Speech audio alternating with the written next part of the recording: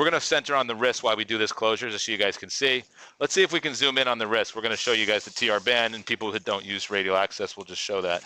So I think radial access helps with our fluoroscopy times. Clearly not having to fluoro while we inject beads is critical, and so that probably halves our fluoroscopy time, because the majority, at least in this case, the majority of that fluoro time would be watching our beads and making sure they're not going into non-target areas.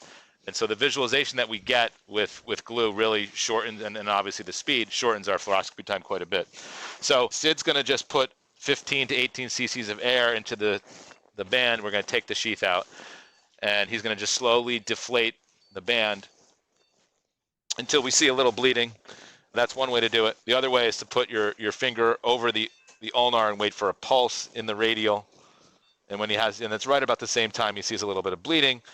And so now we're going to just put a little air back in. So that's about 10 cc's of air total. And the other thing I wanted to just show you guys, if you look at his wrist, and then this is an important point for radial access, here's his styloid, okay? If you look at the distance from the styloid to where the forearm becomes a little bit thicker, we like to sort of go somewhere in the middle between these 2 points when we do our access. This is a little bit lower because we weren't super concerned about his height, but you can go a little bit higher in somebody who's a bit taller.